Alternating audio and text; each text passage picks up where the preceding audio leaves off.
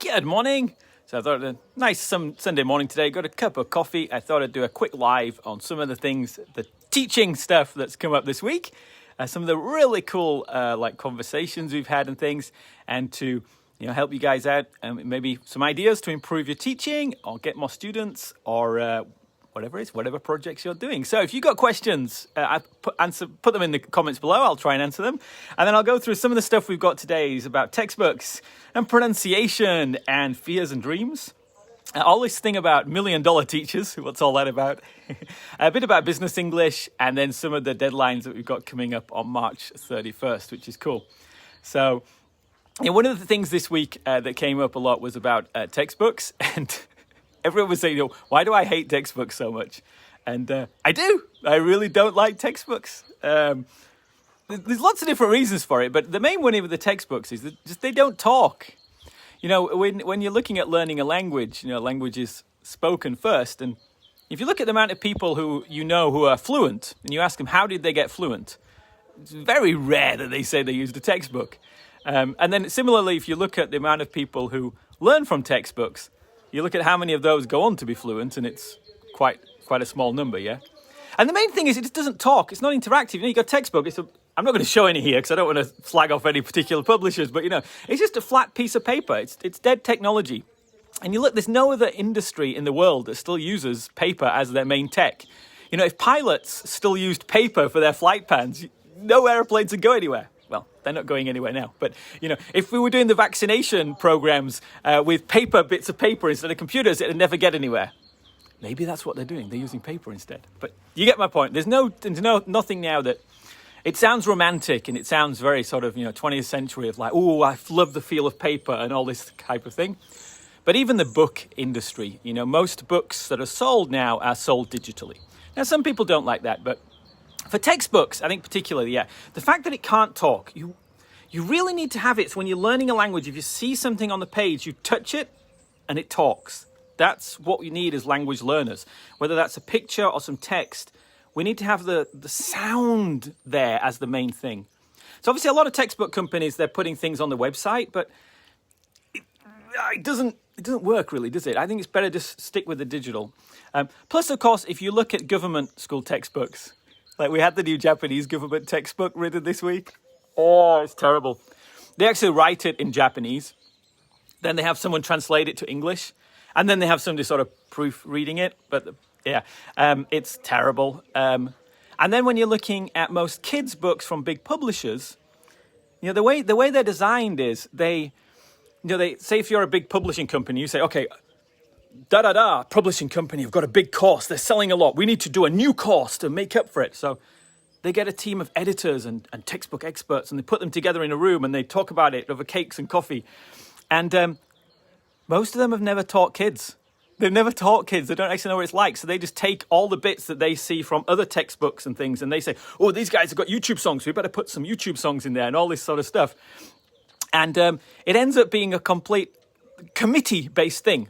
Say a camel is a horse designed by committee, and it just doesn't work out. So this is where my mates have got really cool, textbooks, some like independent publishers doing really cool stuff. But at the end of the day, if you're learning a language, you need to have the sound first. If you've got a great teacher like you guys, it doesn't really matter that much because they can get the practice. But then again, as we talked about the other day, your students really need to have 10 minutes a day. Or an hour a day if they can, That's what you really need in this new world, this post-COVID world. So that's why I really don't like textbooks. That's why I tried to make the Genki English software. And that's why the Genki English software is so simple, A lot of the software that people put online for their, to learn English is designed by engineers. And engineers think in flowcharts. It's like, if this happens, do this. And if this doesn't happen, do that. And it's very linear. And it doesn't fit with how kids learn. Kids learning is messy. They just want the thing and they'll press everything, A lot of teachers are scared of pressing the buttons. They'll write to me and say, what do I press? What do I press? I need instructions on what to press. It's like, no, think like a kid. Kids just press everything. I saw a teacher the other day. He was saying, some parents don't like it when I play Angry Birds in class. And I would actually say if you're a teacher who doesn't play Angry Birds or whatever computer game it is, you're not a good teacher. The reason is because computer games, they get you into this experimentation mode. Kids and adults who play computer games have a very different problem-solving set of skills than people who don't, because it's the idea of experimentation. Like Picasso, like Einstein, whoever it is, you're just pressing, and then if the software is well designed, you're hearing all this English without thinking about it. Because the Genki English software, the kids are playing the game, but then they're hearing each word like dozens and dozens of times, and it's behind the scenes. There's a lot of work and a lot of testing we did so they can't just cheat. They can't press random. They do actually have to start listening and learn about it, which is really cool. And of course, with the software, we tested it. It's not just, this has been 20 years of my life dedicated to making this, It's not just been thrown up. It's been tested a lot. And originally it was designed for my junior high school kids to learn when I wasn't there. And we would put them on the computer room. We would test out the software on them, and it worked great. And then we'd iterate and change it.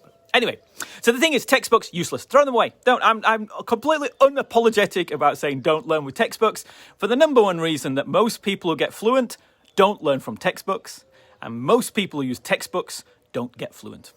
And the technology is everywhere in the world now, so there's no excuse. And if you're a teacher, a private teacher, it's an easy sales pitch to you, because the parents say, what textbook do you use? You say, Oh, textbooks? Well, we don't use textbooks anymore. We have our own software program. So we learn a year faster than any other school. So you can go to the school next door, you'll have paper, it looks cool. It'll take you a year longer, a year's extra fees. Or you come to our school, we're using the computer software, your kids are going to learn quicker, better pronunciation, and it's going to save you a whole year's worth of fees. And that's how you sell the software. There we go. So that's the first thing. The next thing was about pronunciation. I guess this is linked to the software as well. A lot of people are saying, with the Genki English stuff, saying, okay, it looks like it's designed for kids and stuff. How do the adults react to it? Why do I keep saying it's good for pronunciation? It's just, when you listen to the software, when you press the button, each time you hear it, it comes up with a different accent. I'm not sure you can actually hear it here, but if I've got it on my iPad here, but jump. Don't know if you guys can hear that. Jump. Jump, jump, jump. So you see, every time you hear the word, it's a different intonation, and the students just copy it. Run. Run. Run. Run. Run. Run.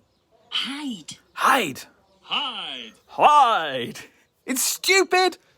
That's how you get good pronunciation, because you just go overboard with the accent and copy the intonation. So for the adult students or teens, you just get them to press the buttons on the software until they can say all the words in the software with every intonation. And it's random, so it never actually finishes. And that's how you cure pronunciation problems. And a lot of you were saying about, so you've got kids who've come to you for a while, or adults who come for a while, and they don't lose their accent, okay?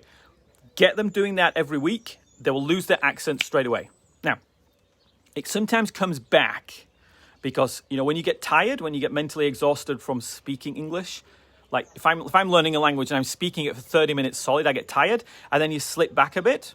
But the thing is, if you can get them on the software every day, listening to each word and every word with a different intonation, so they're not copying it going, if the computer goes, I can run, they don't go, I can run, like with transcription or from the IPA or something. They copy the intonation. So if it says, I ate my breakfast, they say, I ate my breakfast.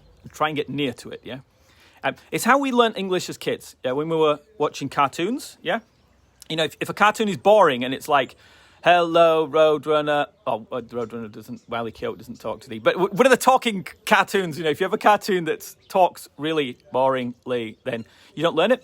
But if we learnt the intonations of English from all these crazy cartoon-style pronunciations. Which is another reason I hate textbooks, because you look at the pronunciation and you look at how they get the actors to do the voices on the textbook material, and you're like, oh my goodness, it's so boring. You cannot be boring. You cannot be boring. Okay, so pronunciation, just get them on it, because what you'll see with the Genki English software is, even though the lessons look quite simple, like you look at, say you look at the superhero one, and they look at the words and you're like, okay, there's not that many there, but the amount of recordings in there's loads. Stretch. Don't know if you guys can hear it or not, but stretch.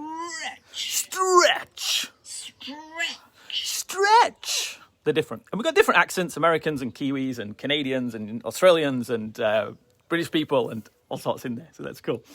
Good. So that's pronunciation. You're going to fix the pronunciation. Also, as well with games, be strict. Yeah. So if kids, they say, like, say if you're in Thailand and they miss off the end of words, or you're in Italy or Japan and they put on vowels on the end of words, have selective deafness. Don't hear it unless they say it with the correct pronunciation. They've all got the software at home now, so there's no excuse for bad pronunciation. Yeah. You're going to, it's great. And when you get these basic things done, when your students have got great pronunciation, they know all the language when they turn up, you can do a lot more fun stuff in the classroom, which is really cool. So, next one, quick little thing about fears and dreams. If a lot of you are thinking about, either putting the software in or changing your curriculum, doing something new, going online, or coming back offline, and it's scary, make sure your dreams, you are bigger than your fears, yeah? If you're feeling scared about doing something, then make sure you've got a bigger dream in your head of what you want to do with this. So we're all coming out of the pandemic now, and the biggest problem we have in the world now is leadership, a lack of leadership, and nobody's leading. They're all, the big dream is get out of Corona, which we need something bigger than that, yeah?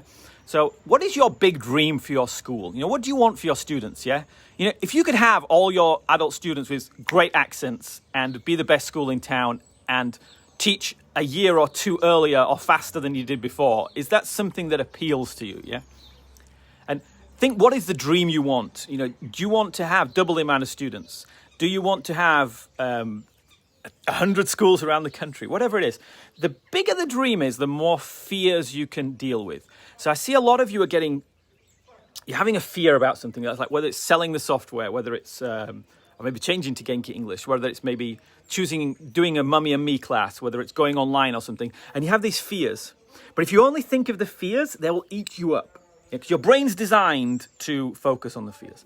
But if you have a bigger dream and you're going for something way bigger, you want a farmhouse in the country for your family. You want a nice new car. You want to send your kids to study in America. You want to help 1,000 kids a week and teach 2 days a week or something. If you have that bigger goal, you can deal with fears a lot better, okay?